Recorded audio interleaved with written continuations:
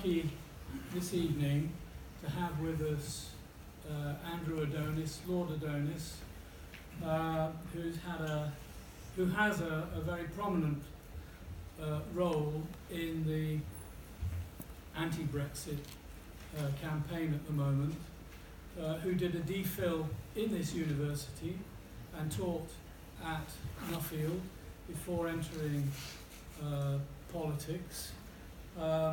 Was head of the policy unit under Tony Blair and subsequently became Minister of Education and eventually Secretary of State for Transport, and latterly headed the National Infrastructure Commission, from which he resigned in 2017 to devote himself to questions of Brexit.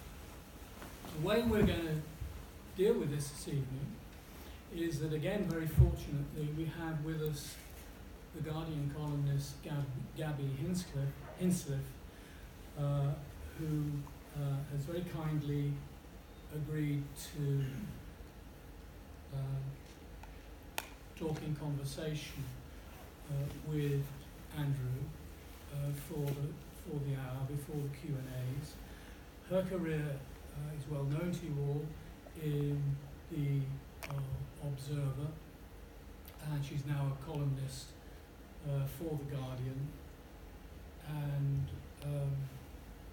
we're very, very happy that she's going to kick us off with what will the United Kingdom look like 5 years after Brexit.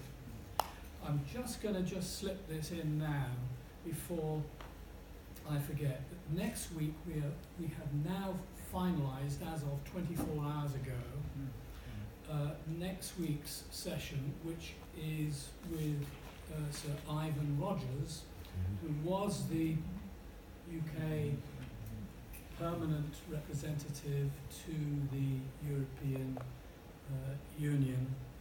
And he's going to be talking on the theme of negotiating Brexit and its pitfalls. So that's next week. That's now firmly fixed, as is the week after that Hilary Benn, who we had to postpone last week, because of parliamentary conditions, is going to come the week after that. So without further ado then, I'm going to hand over to Gaby Hinsliff and to Andrew Adonis. Thank you very much. And I must say, actually, if you are able to come back next week for Ivan Rogers, I would. Those of you who haven't heard him speak are in for a treat.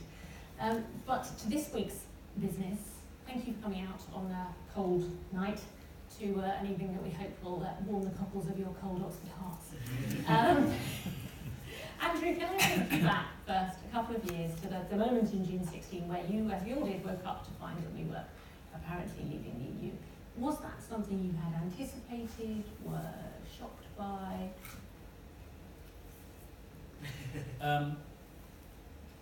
Well, so can I first of all say it's great to be here, and it's particularly good to be at St Antony's, because I was for 4 years councillor for North Ward in Oxford, and St Antony's was part of my patch. I can tell you the course of the planning applications for about half this size, and those I supported and those I opposed at the time. I won't tell the warden which ones I opposed, give him my views on them, because this is all past history. But I learned a huge amount from about politics then when I was there. Indeed, the single most useful piece of training I did before I became cabinet minister, by far, in politics, was being a councillor in Oxford and a member of the planning committee in Oxford, because all of my ward is a conservation area, and the planning battles were fought with a degree of intensity and bordering on corruption in the case of some of the planning officers and all of that, which taught me an enormous amount about power, politics, how you do retail politics. It's all very, very different now. And all of that, sure. And the thing I particularly remember is that the year before I became councillor for North Ward, I stood for what was then called the Central Ward of Oxford, which is the main student ward, though this college and St Anne's and St Hugh's were in the North Ward. And there, the big issue was the kebab vans. The students loved the kebab van. Maybe they still do. They loved the kebab vans. So I was the great champion of the kebab vans that year. When I moved to North Ward, all the dons who lived around here, they didn't like the kebab vans at all. So my view and policy on kebab vans changed 100 degrees in the course of 1 year. Having been the most ardent champion, I became the most fearsome opponent. But one of the things that, because I was agonised. So it's all echoing. Is that better if I'm slightly, or is it better if I just don't use it at all? Sure, it isn't. Is it? Don't use it. No, don't use it. Use it. Echoing in our ears, but not in Oh, doesn't it? Oh, so echoing a lot in my ears. But one of my great friends, who was still is my great friend, who's the politics fellow at Exeter College, who'd been a counsellor for some years longer. I said, but won't this look a bit sort of hypocritical? So, because there were the leaflets. So the leaflets with me next to the grab and with the petition. So won't it look a bit hypocritical? I said, no. He said, you need in politics and in life to differentiate between the important and the unimportant. And he said you can certainly trade a few kebab vans in order to become councillor for North Ward. So I learned a big lesson there. What you can't trade, though, is the fundamental interests of the country. And that's why this Brexit thing is so serious. And it's why when people talk about big and bitter divisions and all that, they are big and bitter. I'm not minimising them. In my time in politics and my time in Parliament, there hasn't been an issue which has caused such division and genuine bitterness. I mean, even the House of Lords, where expressing a strong opinion on anything is almost a sin against the Holy Ghost. People are doing it. I have been personally conducting filibusters in the House of Lords. This is almost without precedent in the 800-year history of the institution. So things are happening which wouldn't happen if we weren't in a state of very great crisis. And the day after, I was in Paris actually the day of the referendum. My sister lives there. It was my reaction was probably the same as most of yours, of disbelief that I didn't believe it would really happen. It wasn't completely unexpected because of course the polls had been moving the week before, but none of us believed the polls. What we all believed was going to happen is what happened in 1975, which in the sense the polls were immaterial, the good sense of the British people plus the basic economic argument and all that would rally to the status quo when it came to the crunch, and it didn't, and that was a great shock. And the second great shock was that I then expected that the government would do what governments do in Britain, which is that they move towards the centre, and that after a period of consulting and listening, we would basically stay in the European Union with some fig leaf, and that didn't happen either. So it was one series of shocks after another, and it was partly in reaction to that shock that I then decided to take on the Brexit thing really seriously, because it was only after about a year of this that it became clear that we really were heading because you for weren't Brexit. particularly closely involved in the referendum campaign Not at yourself, all. were you? No, the only intervention I made in the referendum campaign was when I was phoned up by Will Straw, who was running the Remain organisation, saying, we've got this debate, he said, in the Institution of Civil Engineers, one of those big buildings near Westminster, this debate with John Redwood this evening, and somebody, I can't remember who, was pulled out. And you're the fourth person we ran well, and we just need somebody who can take on John Redwood in Argument. And I said, fine, I said, I'll do it. So I literally turned up, did this debate, which I didn't think anything of. And that was the only thing I did in the referendum campaign. So it was, when it became clear in the course of 2017 that this was for real, it really was going to happen, the hard Brexit really was going to happen, that I thought, well, at that point, I thought something really serious was going to happen to the country. But even that didn't need me to get involved. What led me to get involved then was two things, actually. The first was the election, when it became clear when Theresa May lost her majority, that this was all in flux so far as Parliament was concerned, and that also the House of Lords would play quite an important role, which is unusual, because usually the House of Lords doesn't play an important role, but because of the Commons with no majority in the Parliament, the only occasion when the House of Lords ever does play an important role in our parliamentary system is if there's no majority in the Commons, and the House of Lords to some extent arbitrates between the parties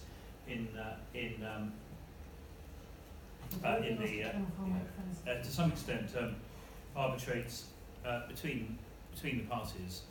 But the second thing was a kind of unusually English thing, which is I was then chairing the National Infrastructure Commission, because my great love in life, of course, has nothing whatever to do with Europe or Brexit. It's trains. I bumped into you on Didcot train station. The great mission in my life. What the hell is Andrew Adonis doing out here? And then it dropped you. was there a lot? The great mission in my life since I was at the age of 9 was to be, the job I always wanted to do when I was at school was to be chairman of British Rail. I wanted to improve on all the railway timetables. I thought they were terrible. The trains were far too slow. They were far too unreliable. I did, when I was age 10, a new version of the entire British Rail timetable with much better connections. I'll be doing it. I'll be in there. But unfortunately, build a few bridges first. Yeah, but by the time I came to the age where I could do these sorts of jobs, British Rail had been abolished, so I couldn't become chairman of British Rail. So instead I had to become Secretary of State for Transport. Well, I sort of ran the National Trains, and then the National Infrastructure Commission was a kind of extension of that. And so I didn't even then see myself moving. What happened then was a very English thing about how the English establishment works, which is when at the end, autumn of 2017, when this piece of legislation, this monstrous piece of legislation called the EU Withdrawal Bill, which is the bill which has been debated in Parliament more than any piece of legislation in the entire history of Parliament. 157 hours of debate in the House of Lords and over 100 hours of debate in the House of Commons. It's the bill that withdraws us from the European communities and sets up a whole massive set of decree-making powers which it gives to the government, all of which is happening at the moment in real time to extract us from the European Union. When that bill was coming into the Lords, I at that stage wanted to oppose it. I mean, I was intending to speak and vote against it.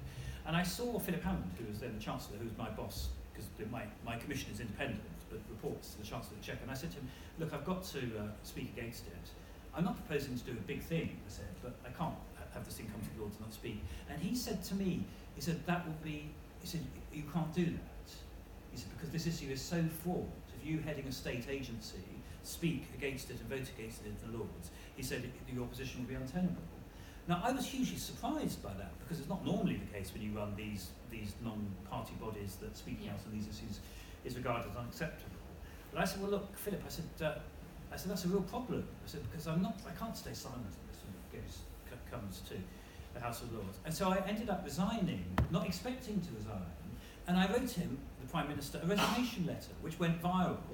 And then I then got deluged from local groups of the European movement, my party, the Labour Party, others, all wanting me to speak about why I was opposed. Because what I argued in the letter was that all forms of Brexit were terrible. The idea that there's a good form of Brexit, a kind of soft Brexit, as against a bad form of Brexit, hard Brexit, is a category error. Any step that takes us out of the European Union was massively deleterious to the national interest and would cause huge difficulty. I simply said that in the letter. No one was saying that at the time. In 2017, you've got to remember, almost nobody who's now supporting a people's vote or against was doing so. There were and almost no one in Parliament, including in my party, almost all the senior figures in my party who now support a people's vote had voted for Article 50 and for starting the process of withdrawal.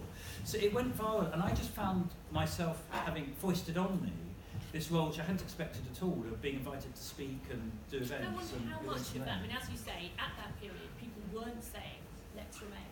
People weren't saying, let's go. So they were saying, we'll find the least worst way out of this. Exactly. Do you think that part of the reason that you felt able to say that was that you are not elected? You're in a different position if you're an elected MP whose constituents have very clearly, in some cases 60 to 40, 70 to 30, clearly, told them what they wanted to do. You're in a slightly different position than here, who doesn't. Well, of course, you never know what you would do in a different context. But I'm fairly sure that isn't the view I would have taken, because if that was the view I would have taken, I wouldn't have resigned from the National Infrastructure Commission, because exactly the same applied. The thing to do in order to a quiet life and not to have an argument would have been to have stayed in it. And I love doing the job as well. I mean, when I stopped doing all this, my plans for the nation's infrastructure, they are wonderful. HS3 is going to follow HS2. I have plans for HS4. The whole of the nuclear power. If anyone's in from North Oxfordshire, don't say you weren't warned. Oh no, but there's lots of things that have, all of which has had to be put on hold by this national catastrophe.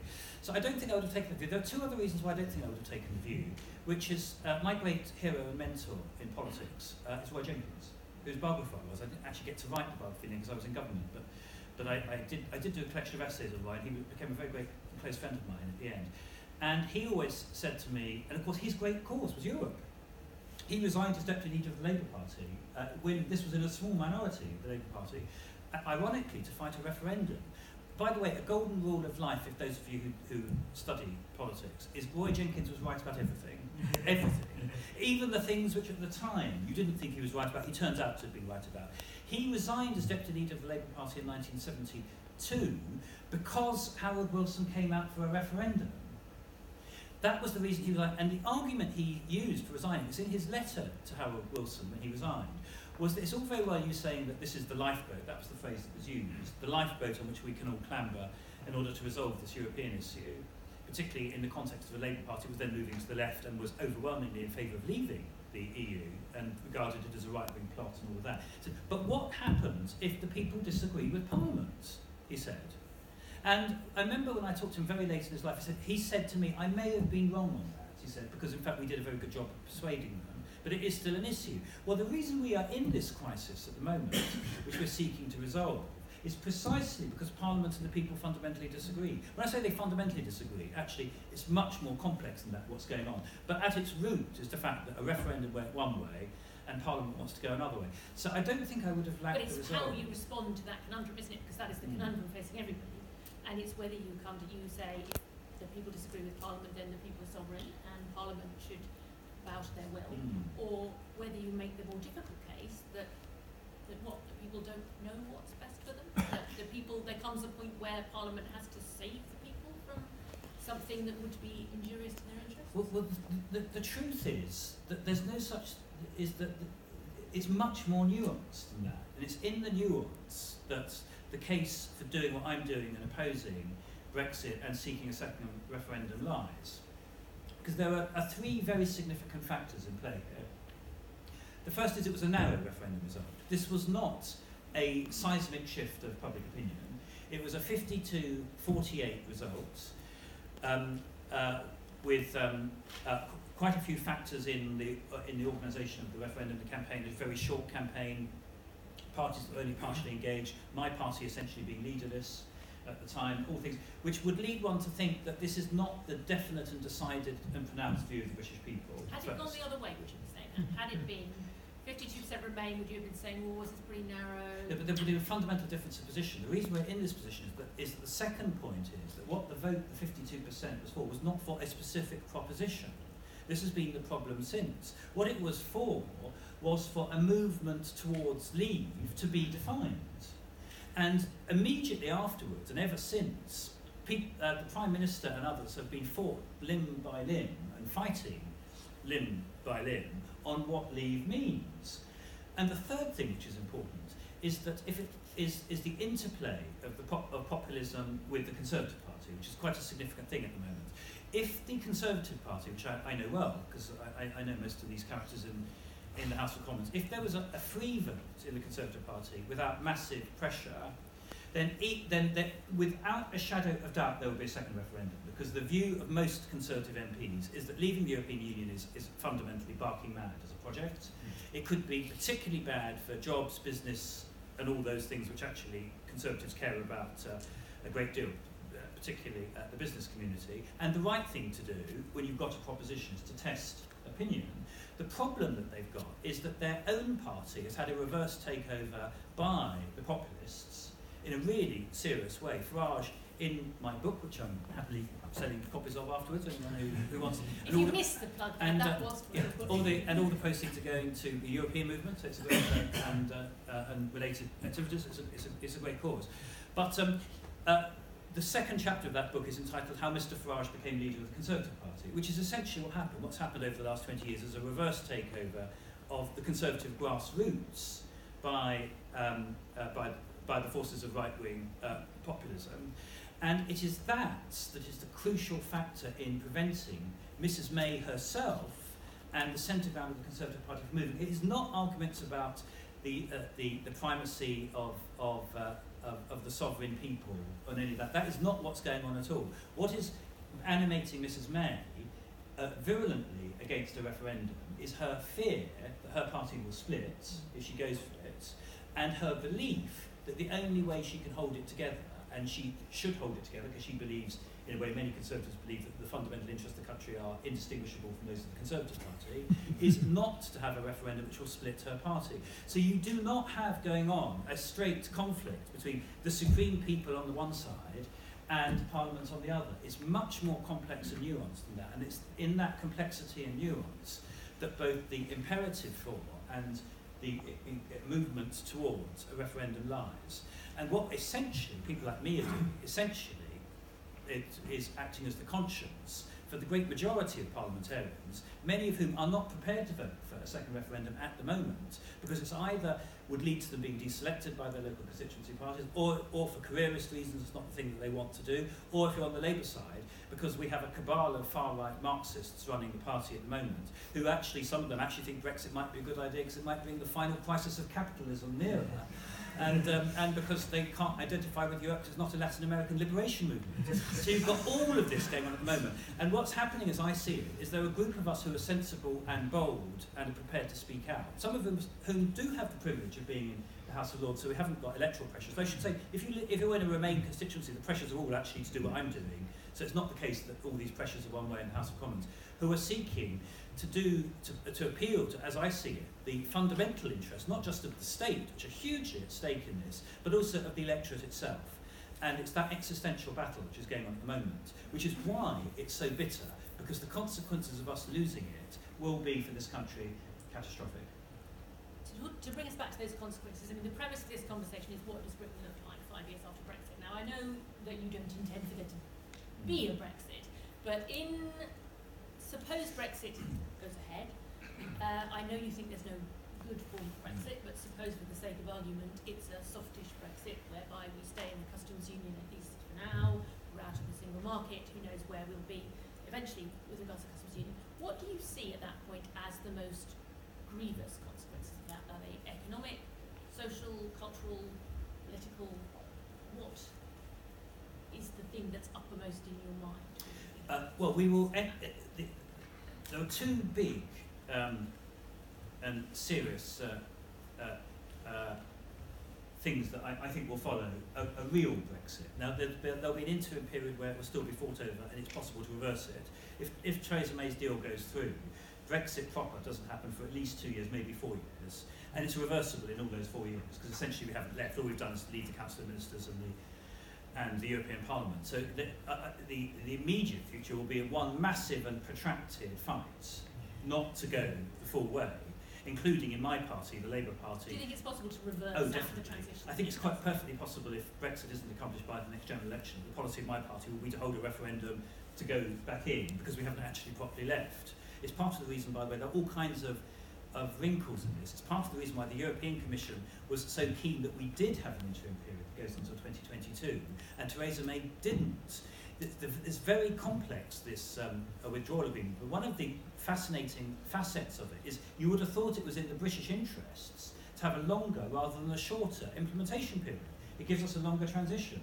In this Alice in Wonderland world that we're in, it was the British government that was arguing for a shorter transition period, even though that could be catastrophic, and it was the European Commission that was arguing for a longer one. And where we've ended up is this bastardised arrangement whereby the implementation period will end at the end of 2020, but may be renewed at the request of Britain and the consent of the European Council for each of the following 2 years. And that was at the specific British request, rather than having an implementation period that simply ended in 2022. Now, the reason why Theresa May wanted that is, if at all possible, she and her leading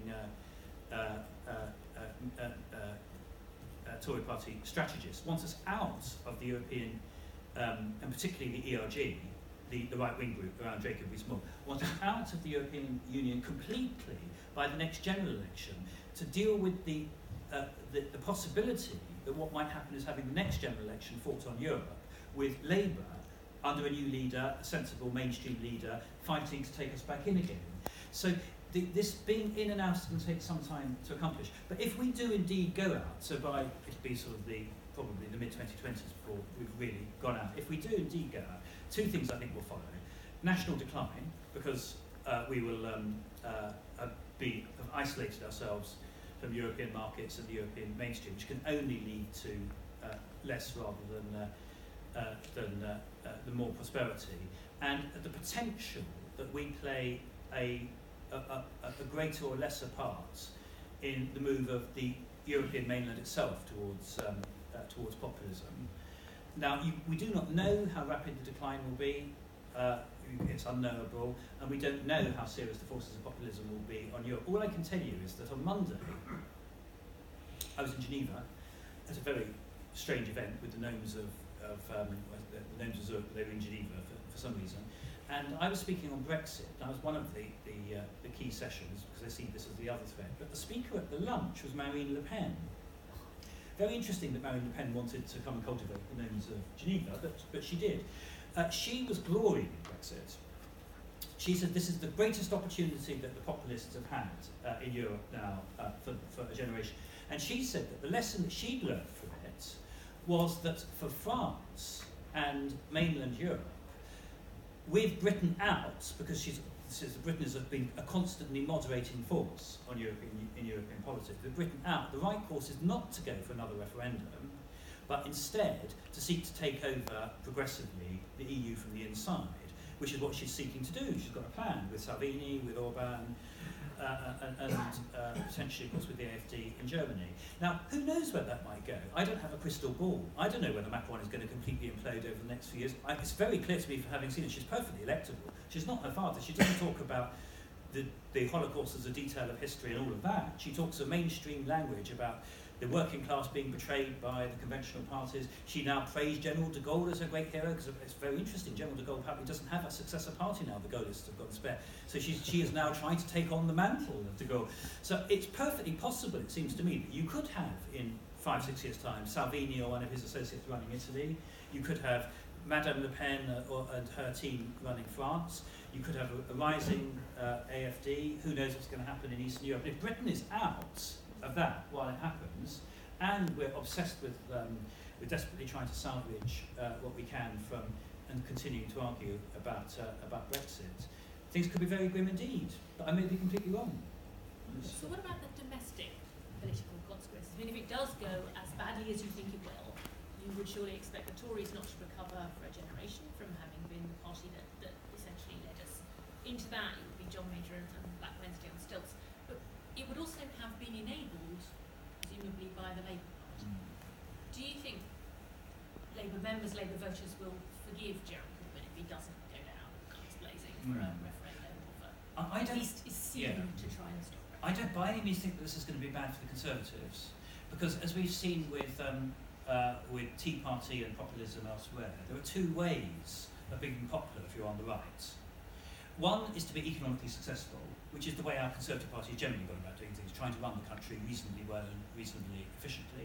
The other is to engage in culture wars. But the Tea Party came from a position of Republican loss. I mean, it's much harder to make the argument that the world has come tumbling down in ways and it had nothing to do with the party that were in government at the time. Well, that may be the case, but it's perfectly possible to have different leaders who can claim that they're starting completely new governments. That's perfectly possible. It often happens, actually. There'll clearly be a massive change of leadership in the Conservative Party, but this reverse takeover of the populist, the Conservative Party, I think if Brexit happens, we're only midway through.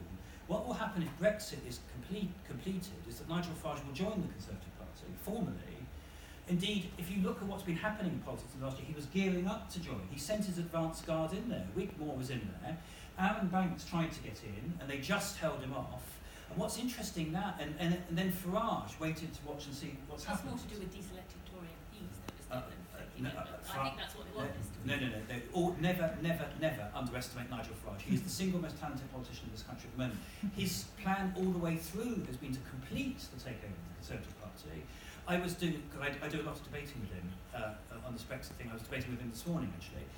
I had one very interesting omission for him, which I passed on to you, because I'm in a university, and I said that you've got one big problem, because we talked about this, I said, Nigel, which is that you haven't got the young. I said, we've got the young, I said, the young want to remain. I said, you can't meet people under the age of 30 who are in favour of Brexit. I said, they all want to remain. I said, why do you think that is, Nigel? Why does it think you've only got the past and we've got the future? He said, it's the education system, so it indoctrinates them. so this great university, I don't know what you're doing, but it's really terrible. And when Farage comes in, you just watch out what's going to happen, what he seeks to do. But that populist takeover will be completed if Brexit happens, and it may be that they can turn it into a populist project which does things that populists do, particularly once you start getting going on immigrants and others, which they will clearly move on to in a big way. And that could make them perfectly popular. I wouldn't underestimate that entirely, particularly if there are big problems in our relation with Ireland and Scotland. Because if that happens, then English nationalism will be given a further lease of life.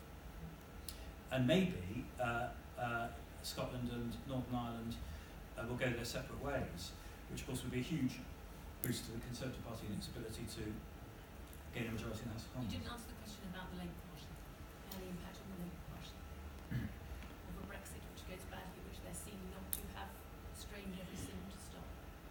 Well, it depends, how can I choose my words carefully, it depends what the party system is by then. Because whereas I don't think a new party is going to precede Brexit, I think that's extreme. I mean, that would have happened by now if it was going to happen. I've been strongly against it, by the way, partly because, again, Roy Jenkins, who was right about everything, he said that his reflection on the SDP, which is the party I represented when I was Oxford City Council, I was the one SDP councillor. We thought we were going to sweep Oxford, but alas, we failed. We swept one ward. Tables on the I know, but we only swept one ward. We didn't sweep the whole city. We failed to win the seat of what's then called Oxford West Abingdon and so on. It's the SDP story in a nutshell. It is, unfortunately, but Roy's reflection on it, which I completely share, is the reason why the SDP didn't succeed in the 1980s is that only the Labour Party split. For it to have succeeded, both of the major parties had to split. Now, there hasn't been a split in either party, actually, in the run-up to Brexit. If Brexit happens and the populists take over the Conservative Party and Brexit goes badly, I think it's perfectly possible that both parties will split and we will get a new party. So it's hard to answer that question without knowing what the party system would be, but I don't think it will be great for the current leadership of the Labour Party if Brexit happens, because they will definitely have played a part in it in facilitating it. But I don't see the current leadership of the Labour Party continuing for that long in any event. So let's take it the other way around now and assume that Brexit doesn't happen, that at some point, whether it's during the transition period or somehow before, when the transition period, somehow we delay the whole thing, and by unknown mechanisms we reach the point of a second referendum. Are you absolutely clear that a second referendum is the only way of resolving it? There's no other magical means of bringing this track. The Labour Party enthusiasm for a general election isn't necessarily going to solve our problems. Well, it's almost certainly not going to come from an election unless Theresa May herself calls it, which I wouldn't absolutely rule out. I think it's very unlikely because the Conservative Party would split in an early election. So I don't think she'll call it. It's certainly not going to happen because the government's defeated in a motion of confidence in the House of Commons, because that's just straightforward party voting. There is another way that Brexit can die. There are two ways that Brexit will die. One is, I think, predicting the future is always hazardous, but as of now, how it looks to me, one is a referendum where it's defeated. The second is it fizzles out. You get an extension of Article 50 for more unicorn negotiations, which should kick the can down the road for 3 months, 6 months, 9 months. There's then a further extension, further negotiations. The thing is, and it just fizzles out, and it's not formally abandoned, but it just doesn't take place. And I actually think that is possible, because it's very, very hard for a Conservative government formally to bring an end to Brexit, but it's very easy not to do it. You just suspend it. So 5 years' time, it could be roughly where we are now. That's something to look forward to, everyone. Supposing we do come to a referendum, I'm taking it that you want Remain to be an option on the ballot paper. What else do you think needs to be on the ballot paper? Is it, some would argue for the inclusion of no deal on the ballot paper, some would argue that it would be reckless and irresponsible to put that option to the people. Do you have a view on what else should be on the ballot paper apart from Remain? Well, with huge reluctance, I think, but this again is predicting the future, so I may be completely wrong. As of now, there will have to be 3 options on the ballot. There will obviously be Remain, because there will only be a referendum because there's a majority in the House of Commons that wants to reverse it. So Remain will be an option. I think that Theresa May's deal needs to be on for as long as she's Prime Minister. It'd be hard not to have her. Even if it's been repeatedly defeated in Parliament. And I think there has to be something called WTO Brexit, which of course itself is a unicorn. And I'm not in favour of having unicorns in referendums, particularly with Nigel Farage charging around the country on a unicorn, because we've seen what happens with that once before. So, but I think that's where we will end up. And I'm learning all kinds of things about the constitutions of the country that I never knew before. Switzerland quite frequently has 3-option referendums. When people say they're not done, it's not true. I've been closeted with the great expert on Swiss referendums, going through how they work. And it happens for a very interesting reason. So there's probably because I'm in Stanton's College, so probably the international expert on Swiss referendums is probably sitting in front of me. Is there somebody here who's a great expert? Find out in the Q&A. So. But anyway, what this guy told me is that what happens in Switzerland, because of the way that their system works, is people put initiatives or propositions, I think they're called, forward, which once they get a certain number of signatures, then their parliament can hold them up for a while, but they come round in a cycle. So after a few years, it comes round. And the federal government and parliament in Switzerland can then decide whether they want to put a counter proposition. And this is really interesting because it's quite similar to the position we're in Brexit. What the counter proposition normally is what the federal government stroke parliament regard as a workable version of the populist thing which people are trying to do, which sometimes is radically different, sometimes knocks the edges off it, and sometimes goes almost the whole way. Sometimes the federal government chooses not to put a counter proposition at all, but it very often happens. Where there is a counter proposition, there are 3 options. There's no, there is the proposition that's being put forward, which has got the signatures, and then there is the federal government's counter proposition. And what they say usually happens is the counter proposition. Because where the federal government wants simply to defeat it and thinks it can be defeated, they don't put a counter proposition. What they do is simply the argument of having against. 3 on the option paper would be that the Leave vote would divide between Mrs May's Brexit and WTO Brexit, leaving Remain to sail through the middle. Now, I can't imagine that Leavers won't see that one coming. Yeah, but the reason why it's happening isn't actually because anybody's being very clever about it. It's because there are 3 very big constituencies that need to be satisfied. There is a big Leave Remain constituency which has a majority in both houses of Parliament.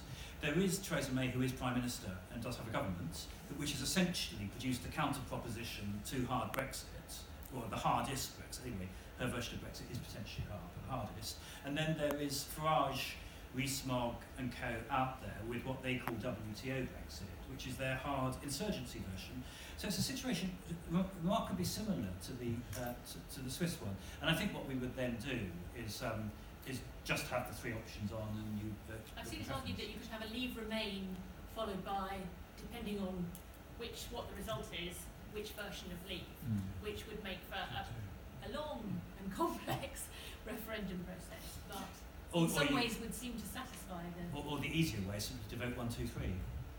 And if one proposition doesn't get 50%, which to be blunt means if Remain doesn't get 50%, then when I say to be blunt, I mean I'm very alive to the dangers of complacency. Farage out there charging around the country with his unicorn, I think this WTO Brexit thing will be very potent, and I am very worried about it. I'm not in any way complacent. After all, essentially that's what won the last referendum. So it's been said many times that one of Remain's problems last time, and one of Remain's problems potentially this time, is they're too easily cast in the establishment role, league, people who did well out of the way things were before. Of course, they want to go back to it.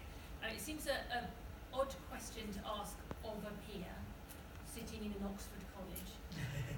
But do you personally feel part of an elite?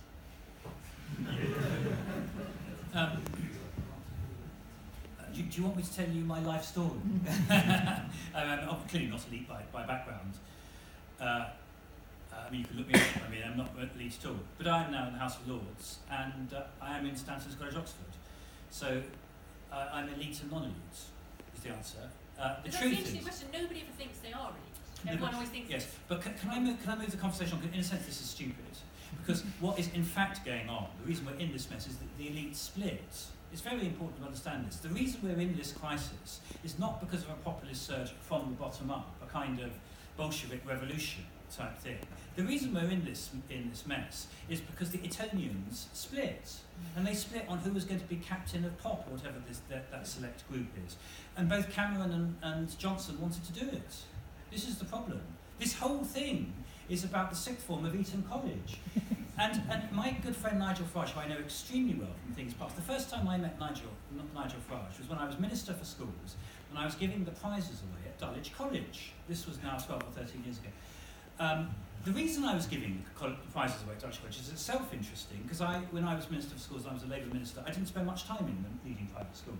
The reason I was at Dulwich College is I was seeking to persuade a number of the private schools to sponsor state schools. My big project then was called Academies, and I was trying to bridge this appalling state-private divide which goes to the heart of our whole class system and our whole social system in this country. And one of the ways I was seeking to do it was to get leading private schools and their charitable foundations to found and run schools, secondary state schools, in deprived areas. I did in fact get Dulwich to do it, and partly to encourage the chairman of the governors of Dulwich College, who was a former cabinet secretary and all that, to do it, who was very nervous about it because he thought it might tarnish the Dulwich reputation. I agreed to go and give the prizes away at Dulwich College. And when I arrived to give the prizes away in their great hall, which has on it all of their people, because it turns out Dulwich College in the 19th century used to send huge numbers of its boys to run the empire. Huge numbers, they were, people killed in Indian campaigns and all that, all on the notice boards around. Sitting on the front row was one Nigel Farage, wearing his old boy's tie and blazer. And one of the prizes I was giving away was to his son, who got the rugby prize. And I was told that the only prize he could win, because Did he cheat? That's what I think we need all I know is he'd nearly left the school several times because he'd been sailing very close to the wind on many things, like his dad had been. But he was a good rugby player, and he was an absolute chip off Bill Block.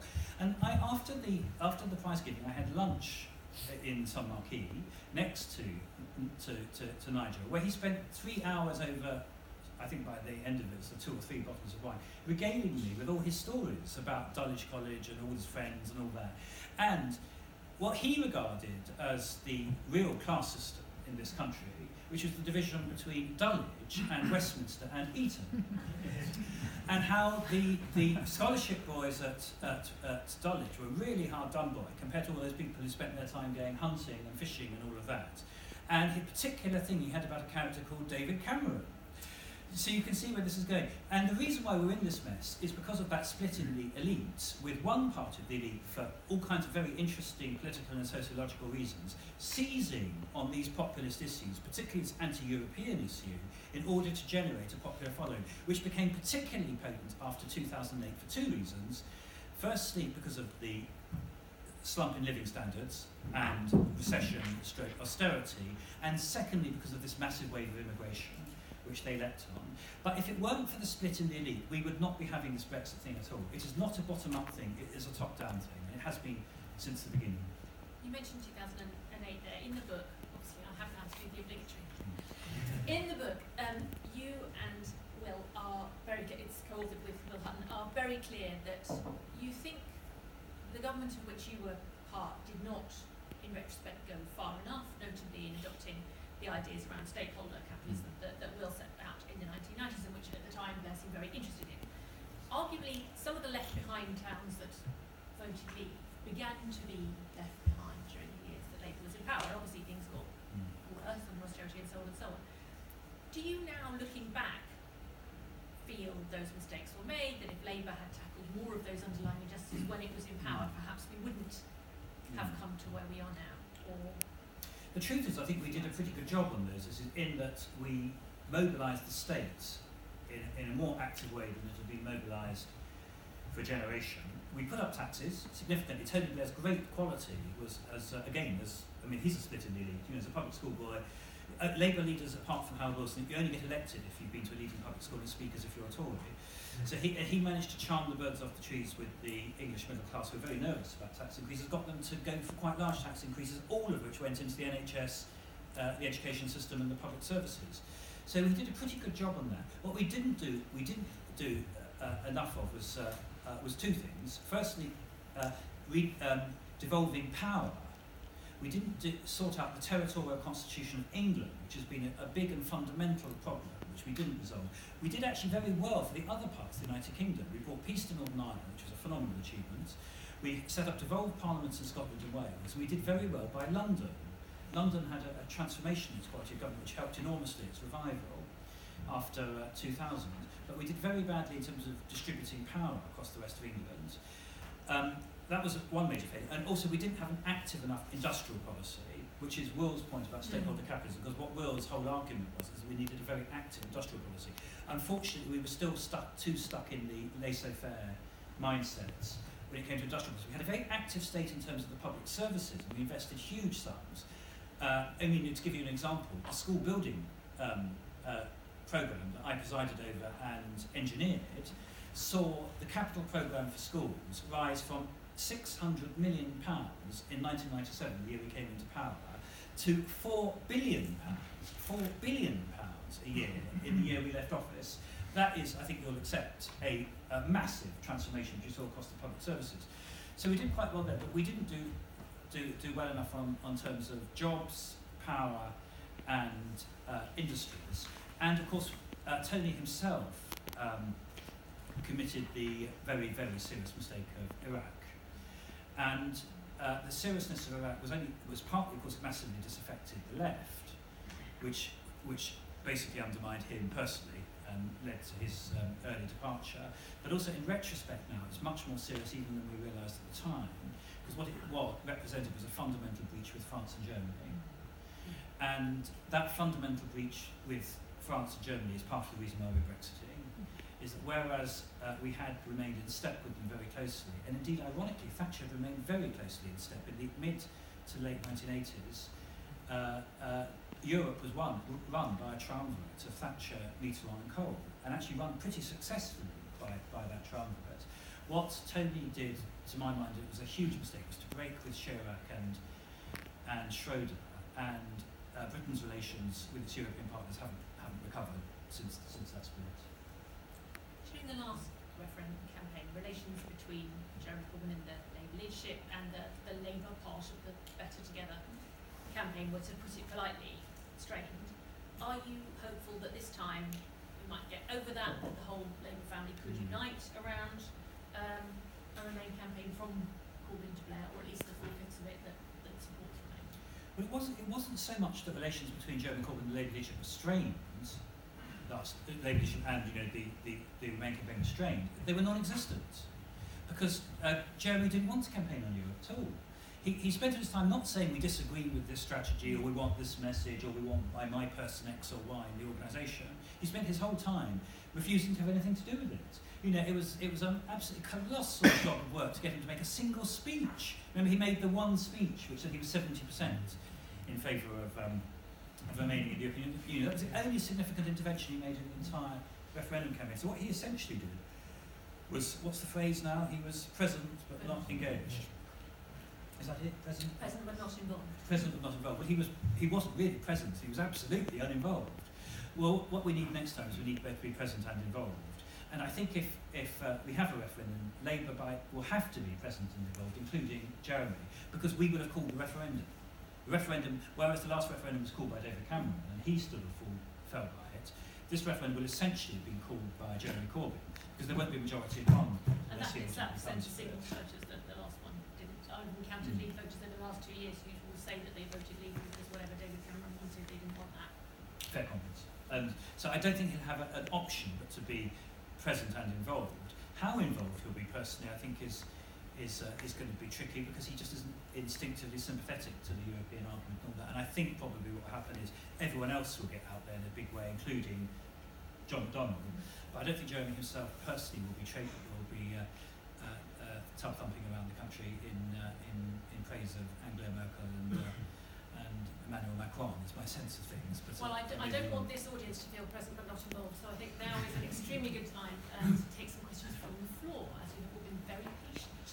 If you'd like to put your hands up in the conventional fashion, and I think there's a roving mic. I'm going to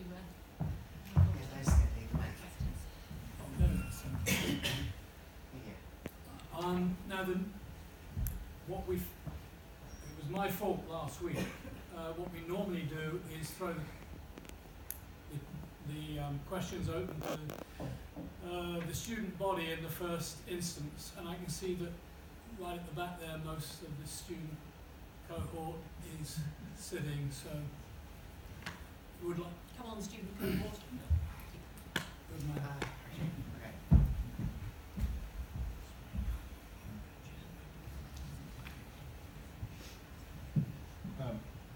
Thanks very much. So my question is about the nature of the vote in 2016, what it signified, and how we look back on it now and indeed 5 years from now. So there is a view among some on Twitter, historians like Adam Tooze, that the vote to leave the European Union in 2016 was really a backlash against the 1990s more than the liberal international order wholesale, insofar as the EU as we know it, an enlarged Europe that includes Eastern Europe, came about after the 1990s. Indeed, the World Trade Organization itself also came about in the 90s. So what the vote signified was a sort of rebalancing against an expansionist end of history vision that was only really post-1991. So how do you see the vote in that sense? Was it a vote against the way in which Europe had traveled since the 1990s, or was it a vote against the liberal international order that was instituted after the Second World War? All of the above would be my answer.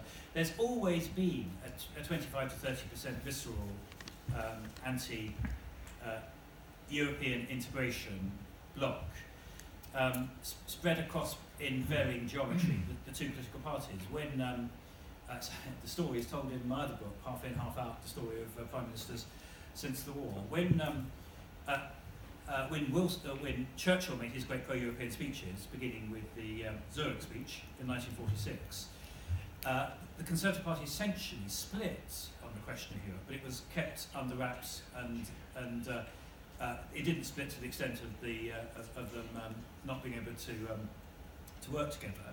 But to a degree I hadn't understood until researching and writing this, that Churchill was at the extreme pro-European end of his party.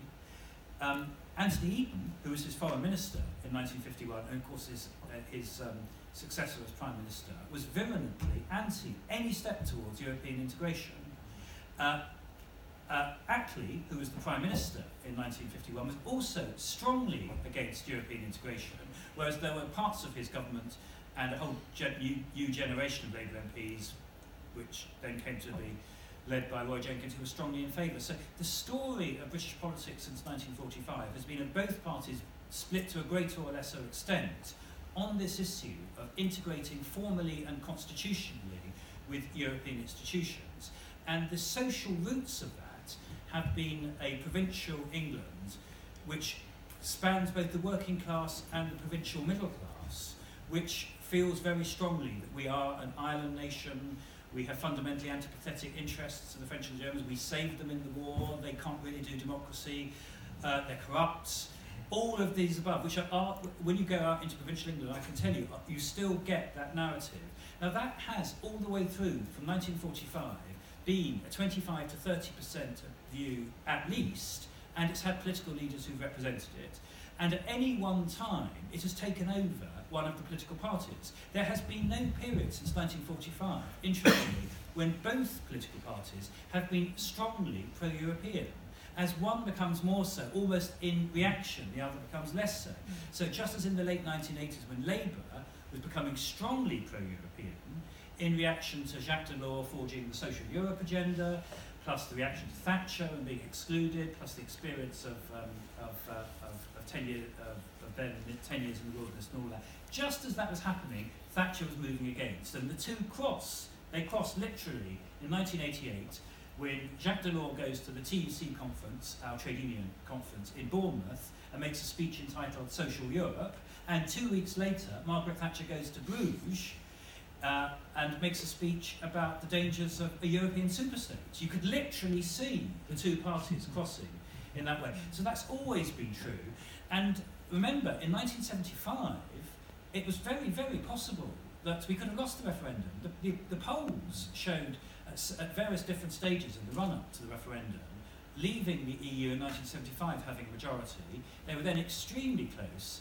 And actually, the leader who, in my view, goes up and up in my estimation as you begin to have a longer perspective on him, is Harold Wilson, literally does a Houdini in the way he manages to pull out of this highly confused and difficult situation with a party. His party, the Labour Party, had a special conference at the beginning of 1975 that voted 2-1 for leaving the European community, and 6 months later, the public, with him in the lead, voted 2-1 in favour of staying. Well, that is some feat of political leadership. That really is. When you look at what happened with David Cameron in 2016, it looks nearly heroic. So you always had that going on. But on top of that, in 2016, you had two different things, in my view, which layered on top of it. The first was 10 years of mass immigration, and the politicians, and I'm part of that, massively underestimated both how much immigration there would be with the opening of the EU to the east, and how toxic it would be politically, particularly in the hands of Nigel Farage and this new populist movement that was in fact, ironically, much more skilled than Enoch Powell had been, who ran on a similarly anti-immigrant racist card in 1975, but never actually established a populist position for himself outside the established parties. But the second thing that was going on, of course, was the collapse of living standards, particularly in the Midlands and the North. To be blunt, the further you went away from London, after the 2008 crash. And looking back on it, what you had, with that plus Jeremy Corbyn, who was partly a function of it as well, you had a perfect storm. And the perfect storm was you've got your classic 25-30% anti-European, very provincial, inward-looking, hostile to foreigners votes and political leaders, but layered on top of it, you've got a supremely successful populist movement, you've got a wave of unprecedented of mass immigration that was extremely unpopular, particularly in areas which had been affected by the collapse in living standards. I mean, one way of looking at it, looking at that perfect storm, it's a near miracle that the vote to leave was only 52-48 at the hands of George Osborne and David Cameron, who were such inept political leaders. And one view that you can give, which is the view I hold now, having looked back on it, as analysing it, is that if it wasn't for the assassination of Joe Cox, which happens a week before the poll, exactly a week before the poll, and essentially led to the whole suspension of the campaign, and it forced Nigel Farage off and the extreme populist line that he was running. Remember, on the morning that Joe Cox is assassinated, the first thing that happens in that morning is that Farage unveils his poster Breaking Points, which is probably both the most disgusting and the most successful poster I've ever seen in modern British politics. But because of the assassination of Joe Cox, he was stopped in his tracks from taking off on a last massive populist run, just at the point when the polls were showing a big surge towards leave. And an interpretation, which looks to me to be credible, is that if it wasn't for the assassination of Joe Cox and the suspension of the campaign and the moderation of the campaign that had to take place there, we could easily have been facing a referendum result of 55-45, maybe even worse, if Farage had really taken charge of this campaign in the last week. Chap right at the back there in the corner, I think you were next, and then... Thanks very much. So coming back to the slightly more immediate, you said there were two ways in which Brexit might not happen. One is a referendum, again, one was fizzling out. So I want to tease out the second one. So on the assumption an extension goes beyond the 2nd of July, we do run into a genuine issue with the European Parliament, the new European Parliament coming into operation. And so do you envision any scenario in which there is actually unilateral revocation by the United Kingdom? The legislation is passed through the process that's going to happen next week that would enable forcing the Prime Minister's hand into revoking Article 50, which is something that the UK can do unilaterally as opposed to extension. I'll just add anecdotally that the SDP may have not done particularly well, but the Lib Dems have 9 seats in Oxford City Council, though unfortunately not North Ward, as I would know personally. Are you a Lib Dem? Are you a Lib Dem? I did stand here. So. Well, good luck to you. I can't write the script of how the fizzling out ends. I can't write it. Does one extension lead to another extension, which leads in certain circumstances? It's becoming so uncertain going out there. What I am clear about, though, is that the European Union wants a cliff-edge Brexit and a disorderly Brexit, almost, not quite, but almost as little as we want it, because it's terrible for the European Union, both reputationally but also in practical terms, and it is existentially bad for Ireland. I mean, it is catastrophic for Ireland to have, because it is impossible to reconcile not having a harder border and we can go to what that means, but a harder border, with any form of hard Brexit. So Ireland, at every stage in this, will be telling the European Commission and whoever is at that stage running France and Germany that we simply cannot have a no WTO stroke hard Brexit. So it is my view that despite all the stuff about us not extending Article 50 capriciously and all of that, that in fact, if the alternative is crashing out, the EU will in fact always extend Article 50. So it's perfectly possible we could go through several extensions. That no one's going to say that at the moment, but it's so obviously in the interests of both parties that I think that will happen. What is very interesting at the moment is that the EU has already all but said that it will agree to the first extension, come what may. They've all but said that. They haven't said that they're going to make a condition upon us agreeing to hold a referendum or to negotiate X or Y. And the reason they said it is because the only way that Ireland could be squared without having a fundamental difference at the heart of the European Council was by being reassured that there is not going to be a cliff edge Brexit, because at the end of the day the EU will do a deal with the British government to see that there is an extension. So I see no reason why that couldn't go through several phases. I'm not exactly sure how you write the script as to how you justify it, and in particular how a Conservative Prime Minister justifies the third extension of Article 50 in 18 months' time. But stranger things have happened in recent British politics than finding an argument for extending Article 50. I think the gentleman, at the back. Thank you, Andrew, for a very interesting talk. I am a student. I apologise for not looking like one. I'm also an alum of St Anne's and I teach in London. I was very interested when you said that you were surprised at the result of the first referendum, but now you're in no way complacent about the second. I'm an absolutely staunch Remainer. I campaign solidly for Remain, and I believe there will be ultimately a second referendum, so I really appreciate everything you're doing on that. But as you can probably hear, I'm an economic exile. I live here in Oxford, but I'm from the northeast. And one of the things about living in Oxford is lifetime Oxonians explaining to me why my cousin Jennifer voted for Brexit, and their version of why she did that. I believe I do know, and I think one of the reasons is we told her for the last 40 years that the EU was bad, and then in a referendum campaign expected her to vote the other way. So my question is about that second referendum campaign. I actually believe there will only be a yes-no on the first ballot paper, because they will never agree to split the vote in the way that was described by the moderator. So therefore, I believe it's highly losable. I think unless the Leave campaign really understand how losable that second referendum is, it's going to be lost again. So what do you believe the Leave campaign have to do? You mean the Remain? The Remain campaign, sorry. What do the Remain campaign have to do to prevent that second catastrophic defeat? Sorry, Andrew. I think there was another question at the back there before we.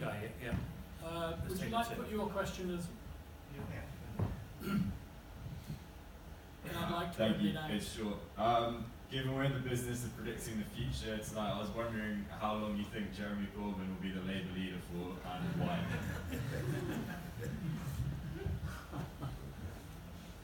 A finite period of time.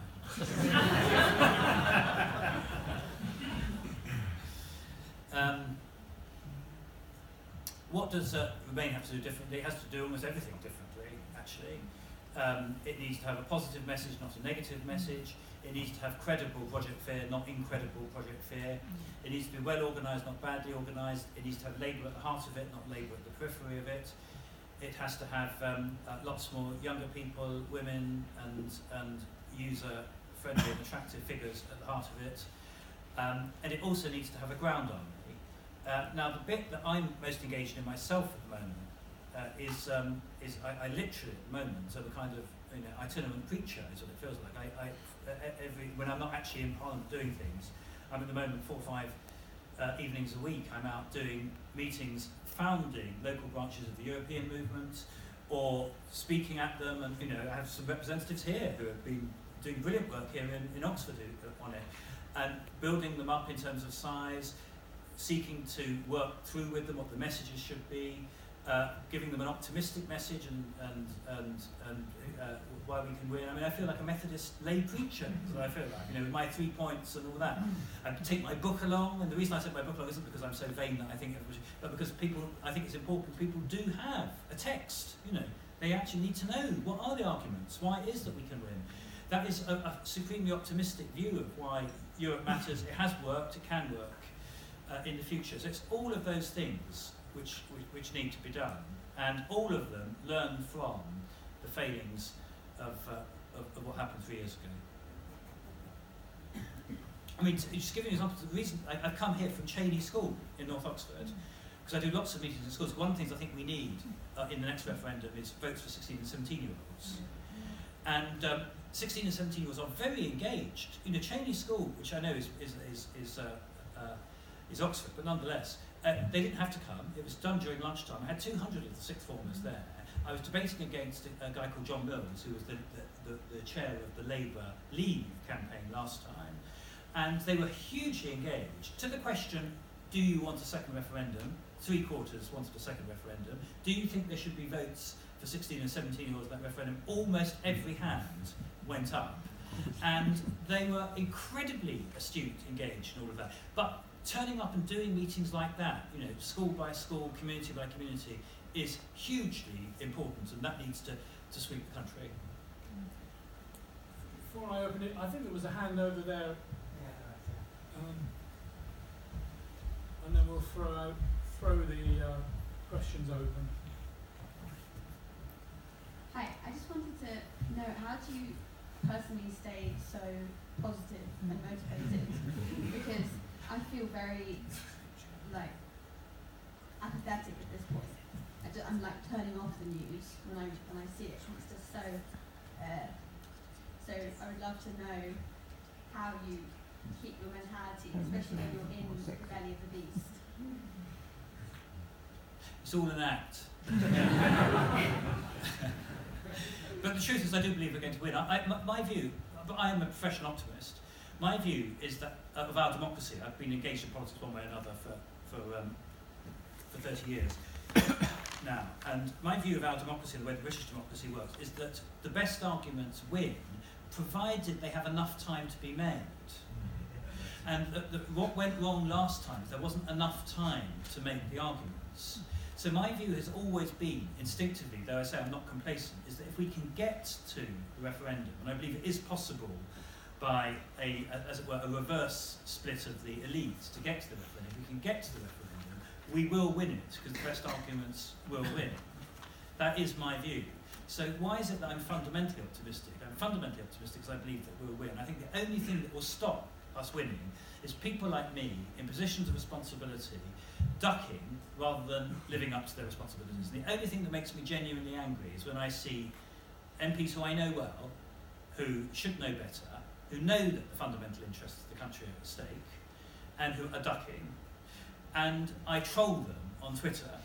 So to give you an example of somebody who I troll on Twitter deliberately because of it, Tom Tugendhat, who chairs the Foreign Affairs Select Committee of the House of Commons. He is the most vocal and I think correct critic of the problems and dangers of Putin and what happened in Salisbury and what happened in Salisbury represents. I share his analysis completely. Part of the reason why we should not Brexit is because it is a massive security threat to this country and to Europe. Why is it that Putin is so desperate for Brexit and is funding Brexit and has been giving us lectures on democracy and fulfilling the referendum result of 3 years ago? Because for obvious reasons to do with his own self-interest. What is Tom Tugendhat doing? He is going along with a Brexit and voting for Theresa May's deal and saying that we can't possibly have another referendum because the country will be too divided. I regard that as fundamentally useless, and I've told him so, and I say so on Twitter the whole time. And I've said that when he looks back on it, he will be ashamed of standing out against his own true convictions because he thinks that the path to success inside the Conservative Party is trimming on an issue where you cannot trim, you have to stand up and be counted. So I'm perfectly capable of being angry, but I have a rule only to troll people who are perfectly capable of answering back. Norman, I think you were... Yes, do I need a microphone? Oh, yes, you definitely... down here, Sam.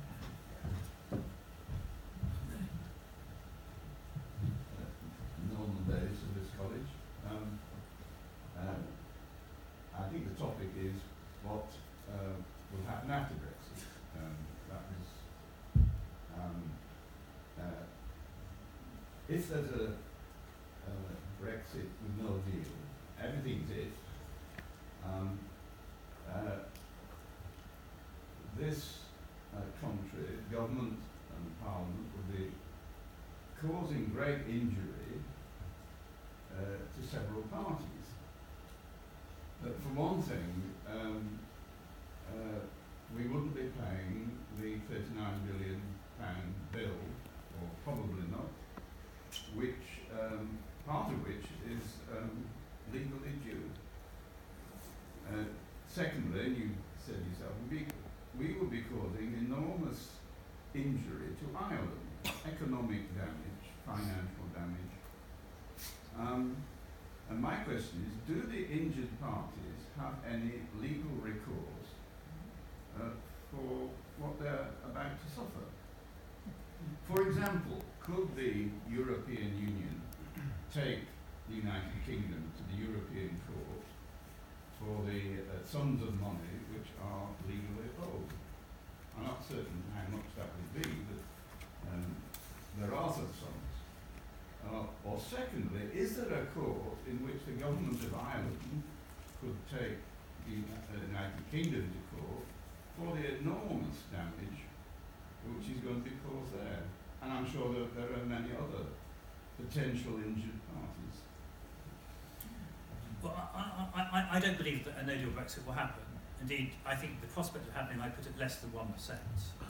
I think it's very, very remote. Partly because of the reasons that you give, actually, that it would be so catastrophic, it would involve such a serious breach of Britain's international obligations and all of that. And it is a fact that there is a majority in the House of Commons against no deal. The only way it could conceivably happen is if that majority, over a protracted period of time, just finds it impossible to express a view that holds.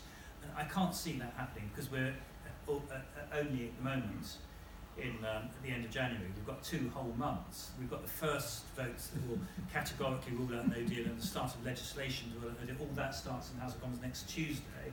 So I don't see that eventuality would arise. But you're completely correct. If it were to arise, then we would be in default of major international obligations and undertakings, including, crucially, the Good Friday Agreement, which is an international treaty, and we would be in breach of that. We would also be in default of a lot of financial obligations which other parties might have redress to. But practically speaking, of course, there's no way that European unions can start negotiating any trade arrangements with us if we are not paying our debts and if we've introduced a hard border in Northern Ireland. That's simply not happening. So the thing that I think would stop it quite quickly and would force us into a very rapid negotiation is the fact that there will be no way out of the crisis that we've created unless we come back into some ordered relationships. I think would have to be some essentially standstill status quo arrangement while we negotiate something which is then workable. And since that's something that is workable, would probably end up looking very much like Theresa May's deal, I think what might happen is a bit like the shutdown happening in Washington, is that in a very worst case scenario, which is this under 1%, we go into this in a kind of, because the system has totally failed, but quite quickly, when the catastrophic nature of it becomes clear, we go straight into what is effectively the Theresa May deal, and we agree in the immediate future simply to do a standstill with no change. That's what I think will happen. But as I say, I think it's such a remote possibility of that happening. I don't think that strategizing is useful. But it does tell you the depth of the crisis that we're in at the moment. The Parliament at the moment is spending most of its legislative time at the moment legislating for a no-deal scenario, which is, it is, as I say, almost inconceivable. It will be implemented. And when a country spends its time legislating and preoccupying itself with an eventuality which is almost certainly not going to happen, then something is seriously rotten in the state of Denmark. Could I just say, before we go further, that Gaby is here from the media, and if anyone has any questions about the press or broadcasting, we've got a... If you'd like to complain about the Guardian's coverage of anything, now is your opportunity. But don't feel you have to. Anyway, you were next, yeah. Thank you. Sorry, I'm jumping in a bit too late after question had been open to non-students. I hope you wouldn't mind. I went to a talk yesterday with Professor Geoffrey Evans, and he talked about the Labour Party, and he said that the problem of the Labour Party today in these past few years, since Tony Blair really, was that they didn't really dare to tackle the issue of immigration, and Farage could actually do this because he was already at the right-wing, extreme right-wing, of the political spectrum. So he could talk about this, and it wasn't such a sensitive issue for him. For the Labour Party, it was much more dangerous and risky to talk about immigration without being called racist or discriminatory man, etc. So they lost, because of this, they lost the support of the working class and the new lower middle class. I'd like to know what you think about this, and what the Labour Party could do to continue to be a leftist and hopefully not extreme right political party, and still appeal to the working class. Well, I think Jeff's right. Is not the full explanation. There's lots of factors. But Yeah, of course, it's one explanation. It's one of the factors. My view of it is that it's a very important explanation as to what happened in the past, but it's not necessarily so significant a factor for the future. What happened in the past was the decision in 2004 on the part of Tony Blair's government, not to have the transitional controls, the 7-year transitional controls that were implemented by the rest of the European Union, I mean all of the other major states of the European Union, on freedom to work on the part of the Poles, the Czechs and the other Central East European nations that came in, which meant that Britain became the biggest magnet for them, and the numbers were out of all proportion greater than would either be expected or, to be blunt, could be integrated without the social pressures which were part of the explanation for Farage and Brexit. So that analysis is completely correct. And there's an interesting historical parallel in what happened with the wave of immigration, particularly from the Caribbean in the 1960s, which led to Enoch Powell and that wave of populism, when what happened then, quite interestingly, was that the Labour government halted all immigration overnight. The Commonwealth Immigrants Act of 1968, the chronology of what happened in 1968 is very, very significant for the whole understanding of British politics in the 70s and 80s, and indeed Brexit. What happened was Enoch Powell makes his Rivers of Blood speech, which is in danger of becoming a massive populist surge, right at the heart of the elite. In some ways it's a split in the elite, similar to the ones I was describing earlier. After Enoch Powell was a former senior minister and contender for the Conservative Party leadership and all of that. And what happens is that the political class, because of the extreme racist language, not because they actually necessarily disagree with some of the sentiment, but Rivers of Blood and the black man having the whip hand and the white hand, with such extremely provocative language, that they dissociated themselves from that immediately, and that gave actually a big boost to policies to do with racial integration and multiculturalism and all that. However, 2 weeks after Enoch Powell's speech, Parliament passes the Commonwealth Immigrants Act in 4 days as emergency legislation, with the agreement of both parties, which completely stops immigration from the Commonwealth, completely stops it overnight. And there is no net migration into the United Kingdom, net, obviously some people are coming in now, there's no net migration to the United Kingdom from 1968 through until 2004. It's crucial to understand that history, to understand what happens after. So the historical explanation is important, and Jeff is right to say that we did duck, we hoped the issue would go away, we underestimated how significant it was going to be, we didn't like to talk about it because we worried it would be racist and all of that. However, in terms of where we're at the moment, that period of mass immigration is not going to be repeated, by definition, because we don't now have the new admission of states from Central and Eastern Europe, and we no longer have asymmetric immigration because we're no longer in a situation where we're the only country that immigrants can come to. And the level of migration in Eastern Europe has massively declined, partly I think because of Brexit, but also because it was naturally going to decline anyway as the effects of the initial surge and the conditions which caused it went. So my own view of the matter is that whilst you shouldn't be complacent about immigration, and we need to do a lot more about policies for integration, dealing with austerity, because the interplay of austerity and local budgets with immigration was particularly toxic in places that were seeing population increases. And we need to be very careful about further expansions of the European Union, which is why the issue of Turkey is so significant, though as it happens, because Turkey is becoming a kind of fascist dictatorship. I think that matters less anyway, because it's not going to be coming into the European Union anytime soon in any event.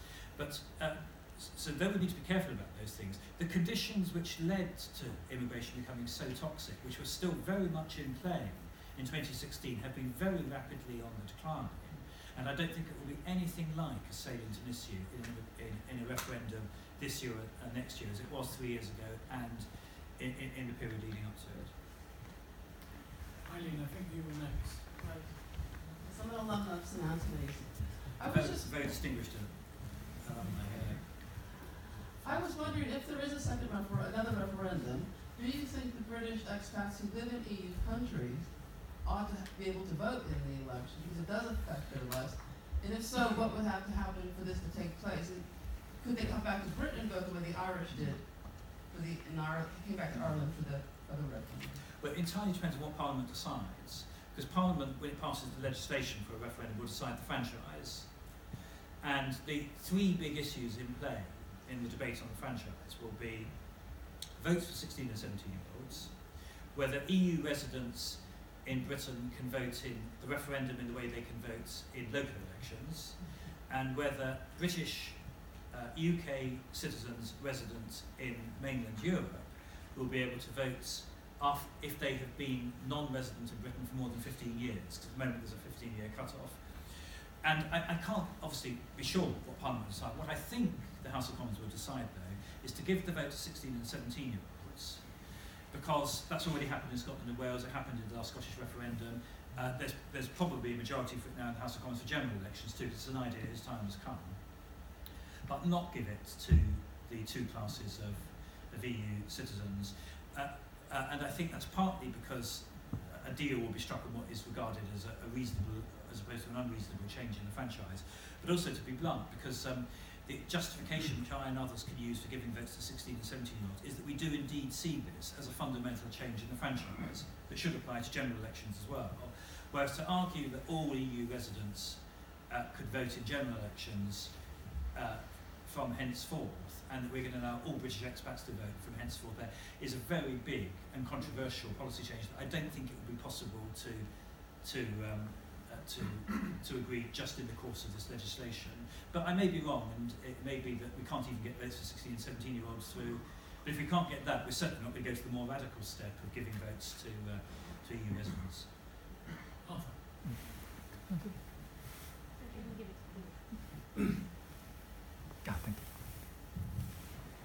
You mentioned very briefly John McDonnell and his differences over Europe with Jeremy Corbyn. Is there any possibility that John McDonnell might become leader of the Labour Party, and if he did, what would change, if anything? I think that might be switched off, actually. Sorry. I don't think it's your fault. Yes, there's definitely a possibility. Yes. I can't say how big, because it depends what the conditions are and the circumstances are when Jeremy Corbyn leaves. I don't think it's going to happen in the immediate time frame of Brexit. Okay. I don't see Jeremy Corbyn. I mean, Gaby may have secret intelligence because the Guardian is so close to the Labour leadership. But I don't see it. I don't see it happening anytime soon. But would he be a very different leader from Corbyn? That's my point. Question. He'd be more pragmatic. But not radically different. Well, being more pragmatic can often mean that you are radically different.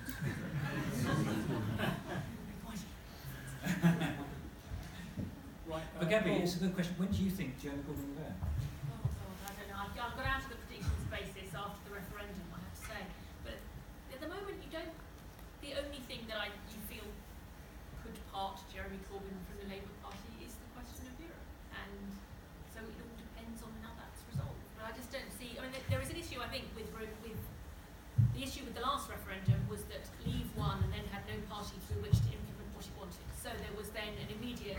Nigel Farage went off to LBC and Boris Johnson quit the cabinet and Remainer took charge of the process. I think there is a dangerous something similar happened if Remain won a referendum, which is at the moment. Neither of the main political parties is campaigning for Remain.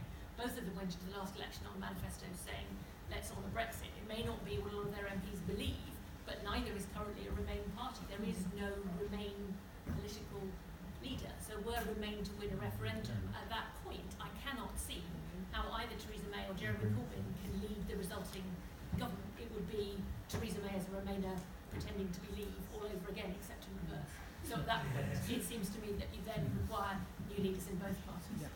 Yeah, interesting. Very good for journalistic business. Yeah. I think Paul, you're next, and then Calypso. You were suggesting that the direction of travel in Europe is in a populist direction, which also raises the possibility that Europe is also going to face its own crisis. If so, do you see any possibility of reform in Europe which may in turn affect the terms of debate in this country? So I may not have made myself clear. I'm not sure that the direction of travel is sorry, let me be clear in my thinking. There is clearly going to be more populism in Europe. That's clearly the case because the populist parties aren't vanishing anytime soon.